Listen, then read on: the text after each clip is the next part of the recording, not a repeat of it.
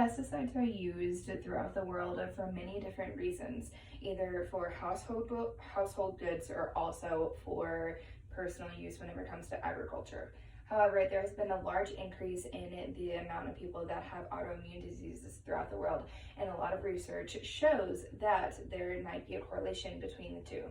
Today, I'm going to discuss how we need to get rid of the pesticides throughout the world and look for a more ecologically friendly pesticide use, so then the autoimmune disease population will become smaller.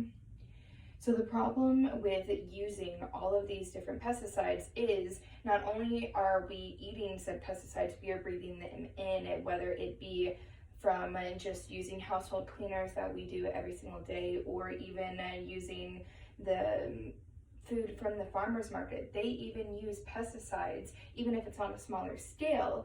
And just because we are not the ones that are using the actual ones throughout to make all of the different food, we are still consuming it and putting it within our body.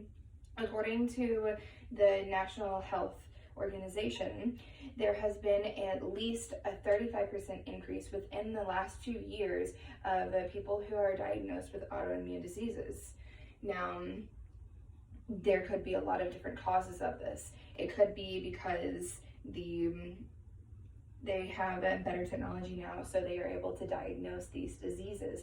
It could also be because there has been an increase in the population, but scientists at the World Health Organization have stated that the statistics do not match with the increase in population and the increase in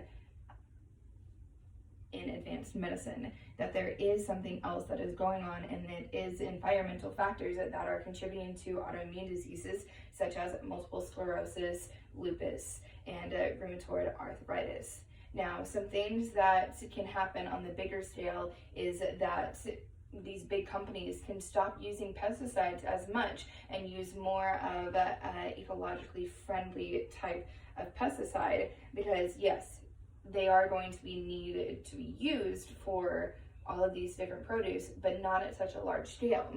Now, something that we can do as more on a local front is stop using pesticides within your homes or within your yards, and try and use other different forms, or try to find a pest control killer that will do it manually. Now, something that I personally will do is, I think that I have already started doing that within my own home, is doing more local or more like environmentally friendly pesticides. And that is something that I have shared with everyone within my family to try and get them to also stop with his pesticides.